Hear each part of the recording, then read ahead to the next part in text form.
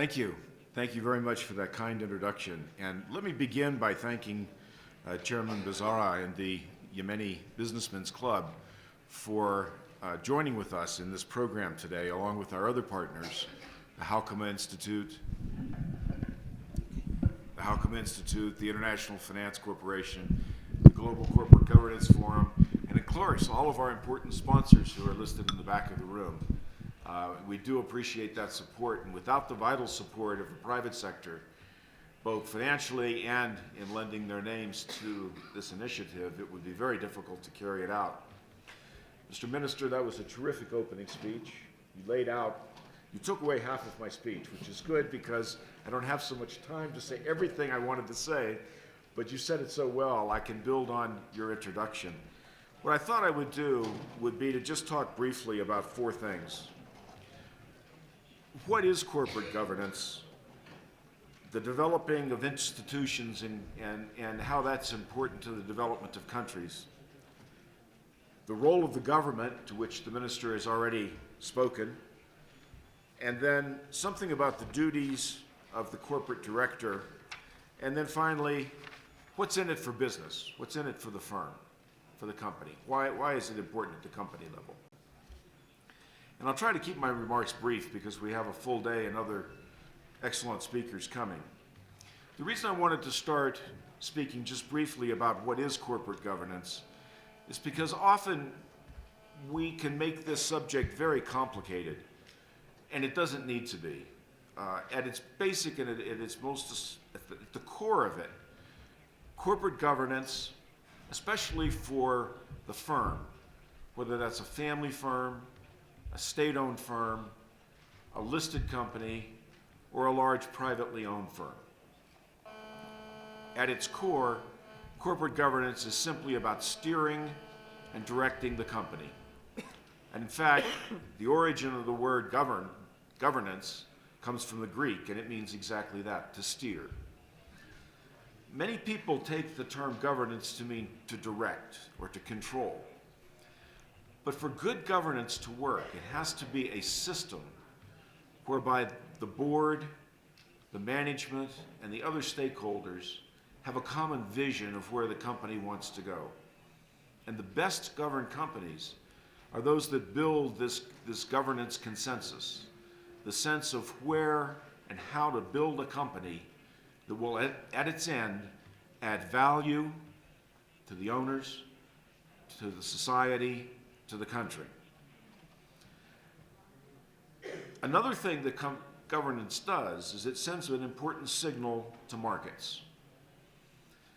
Increasingly, you will find, and especially after our last series of embarrassments in the United States with what is called the subprime market, you'll find investors, especially institutional investors, are paying much more attention to the quality of the governance inside of companies, especially companies that are not publicly listed, that are family companies, or that are new start companies. Because those are the companies that investors really are most interested in. I'm talking about equity investors, venture capitalists, and there are an increasing number of these kinds of investors in your region. There's even an association of Arab venture capital firms. Also, corporate governance is a pledge or series of contracts to the holders of the company. Now, in its traditional form, perhaps companies can be thought of as being dominated by one person. But any company of any size quickly gets beyond that point. So corporate governance, family governance, becomes a pledge, a contract, a set of guidelines or agreements to the other members of that. And most importantly, and this has been found to be true in countries as diverse as the United States, Germany, Egypt, all over the world, good corporate governance is a promise to the future. It's a promise to the future of the children who will inherit the family firm. It's a promise to the future of the employees and to the other stakeholders. And increasingly, it's a promise to the future of the people who've invested or to the banking system who is providing the capital. This is true for large firms, family firms, and state-owned firms. For all of those things to work, the values that have already been referred to, which the minister mentioned, fairness, transparency, accountability, and responsibility, are the building blocks. And again, this is something that people talk about, but frequently, that's all we do is we talk. We see that, I think, in the famous corporate governance failures that were mentioned in the opening presentation by Chairman Bazara. Certainly it was the case in Enron. They weren't paying attention to those concepts, even though they were probably written in the annual report.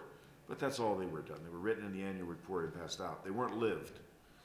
If they were lived, that company wouldn't have lost billions of dollars of market value. So we're talking about, at the bottom line, real money. You have in the materials in front of you, in your kits, the OECD principles, so I won't repeat them. But the OECD principles were written by Ira Milstein, by a number of other people that we've worked with over the years, and they were based on those four values: fairness, transparency, accountability, and responsibility. If you're going to put those four values into effect, those four foundations of good ethics into effect, you can do it through the OECD principles. Now they did that on purpose. Rather than setting out with a set of regulations or guidelines or directives, Ira and the members of the Business Industry Advisory Council at the OECD deliberately created principles because they realize that every country will have its own way of getting there. But if you, at the end of the day, can say to yourselves on a regular basis, and this is one of the key things that boards of directors, that organizations like yours, the Yemeni Businessmen's Club, and that governments, thank you for that dramatic interlude, I like that, do that a couple more times. Coming back continuously and saying, are our practices actually fulfilling these principles, is an important function. We try to do that in most large companies at least annually, to have a review, to say, okay, are we still, is our practices getting us to where we need to be? Now, why is this particularly important for developing countries, emerging markets? Well, as the minister said, governance, both of the public and private sector, is increasingly being recognized as the key. In 2008, we will have the review of the Monterrey Consensus on Financing for Development, which was launched in Monterrey, Mexico in 2002 by the United Nations. We have the OECD Investment Task Force for the MENA region. We're fortunate, SIPE and myself personally are a member of the steering committee. And this program, we hope, will become associated with the OECD ministerial level work. Because it's being seen in this region, in all of the regions of the world, that these governing principles in the public and private sector have become more than ever the building blocks for economic growth and for integrating into the world economy. Now, can I take that and put it into just very basic business terms?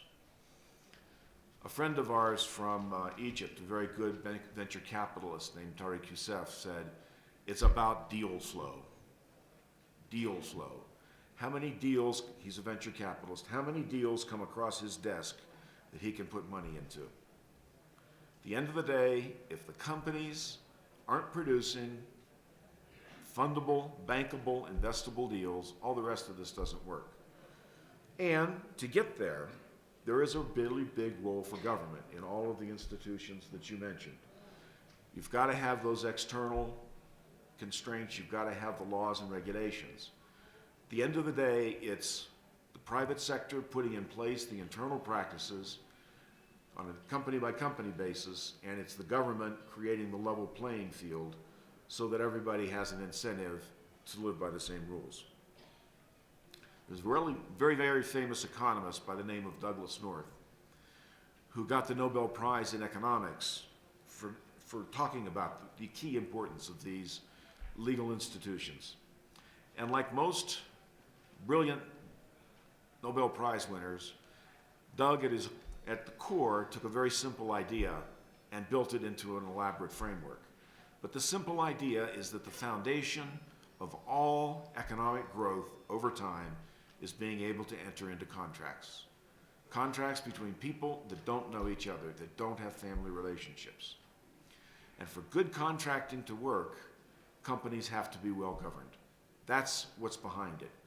The government can have the legal system, but even in countries where the legal system perhaps doesn't work as well as it should, if the companies can show that they're well governed and that they have a history of abiding by their contracts, they can enter into markets, markets can begin to develop.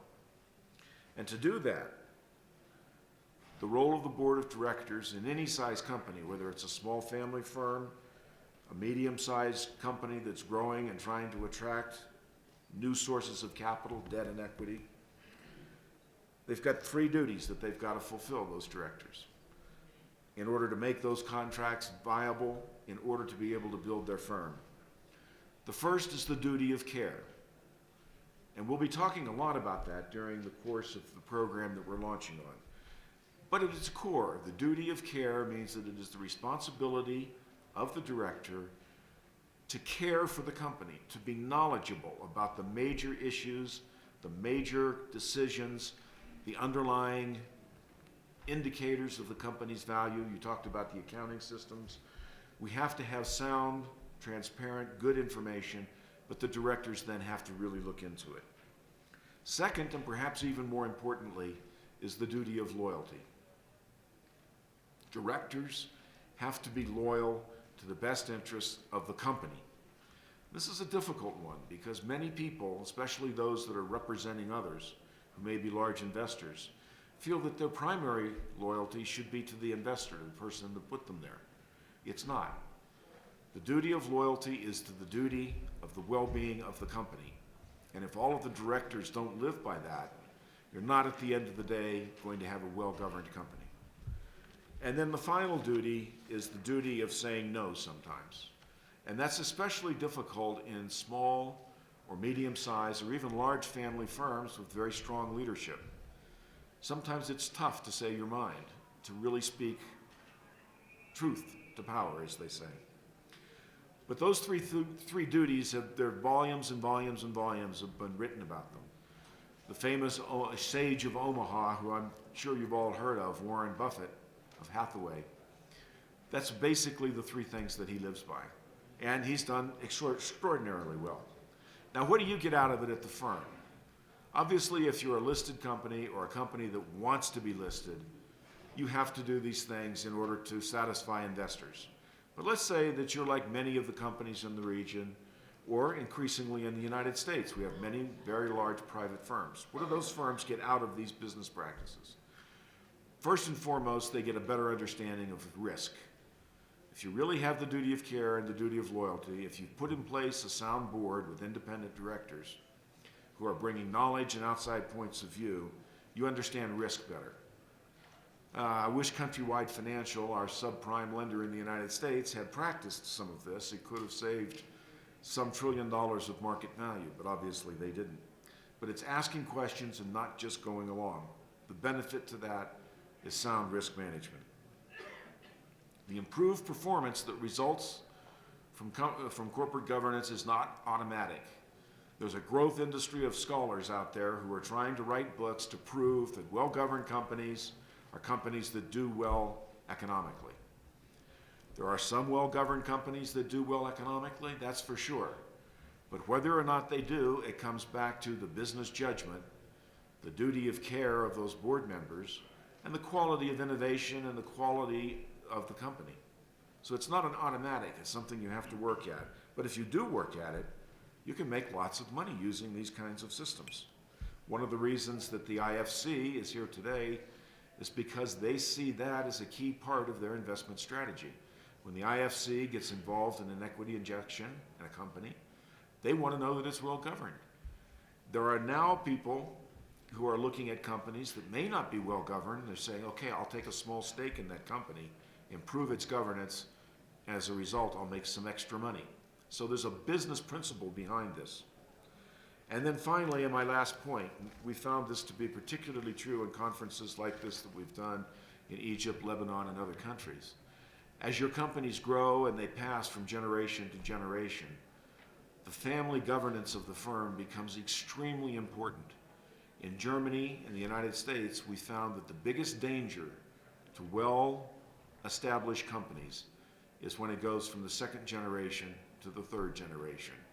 And many, many companies die because they haven't set out a governance structure for the members of the family to know how to keep the company running. So with that, perhaps I shall stop. Thank you very much for your attention, and I look forward to learning more about Yemen, my first trip, but not my last, I'm sure. Our Senior Program Officer for the Middle East, Mr. Abdul Wahab Al-Kipsi, is teaching me so much. I've learned already just in 4 hours more than I ever learned about Yemen, and I'm looking forward to learning much more. So thank you.